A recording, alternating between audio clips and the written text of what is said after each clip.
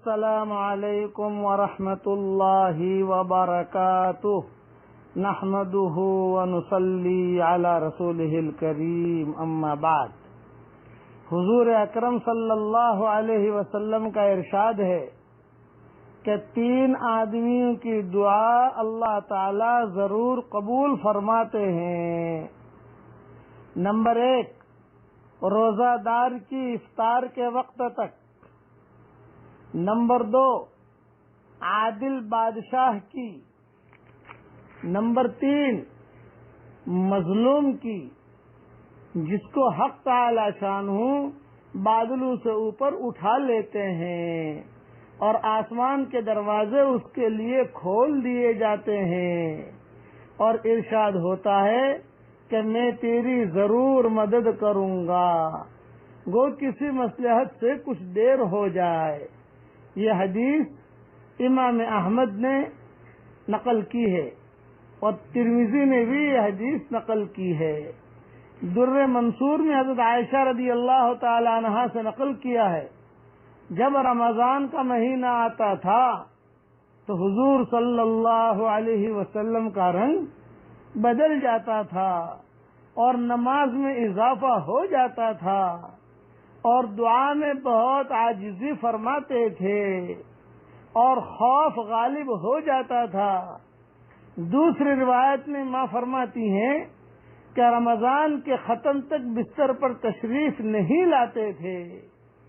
ایک روایت میں یہ بھی ہے کہ حق تعالی شانہ رمضان میں عرش کے اٹھانے والے فرشتوں کو حکم فرما دیتے ہیں کہ اپنی اپنی عبادت چھوڑ دو اور روزہ داروں کی دعا پر آمین کہا کرو۔ کتنی بڑی سعادت مندی ہے کہ اپنی اپنی عبادت چھوڑ کر روزہ داروں کی دعا پر آمین کہا کرو۔ بہت سی روایات سے رمضان کی دعا کا خصوصیت سے قبول ہونا معلوم ہوتا ہے، اور یہ بے تردد بات ہے، اس میں کوئی شک نہیں ہے کہ جب اللہ کا وعدہ ہے اور سچے رسول کا نقل کیا ہوا ہے تو اس کے پورا ہونے میں کوئی شک نہیں۔ لیکن اس کے بعد بھی بعض لوگ کسی غرض کے لیے دعا کرتے ہیں، مگر وہ کام نہیں ہوتا، تو اس سے یہ نہیں سمجھ لینا چاہیے کہ وہ دعا قبول نہیں ہوئی، بلکہ دعا کے قبول ہونے کے معنی بھی سمجھ لینا چاہیے کہ دعا قبول ہونے کا کیا مطلب ہے۔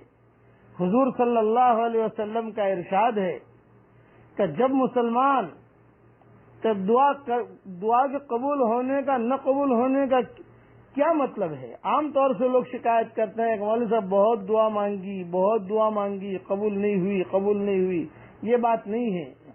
میں یہ مضمون تھوڑا سا لمبا ہے، انشاءاللہ 11ویں سبق میں دے دوں گا اس کو، لیکن ابھی تو میں اتنی بات کہتا ہوں کہ رمضان کے مہینے میں رات اور دن بہت قدر کیجیے اور روزانہ عادت ڈالیے ایک بات کی، اللہ تعالیٰ سے روزانہ 4 محبتوں کا دعویٰ خود کرو اللہ کے سامنے۔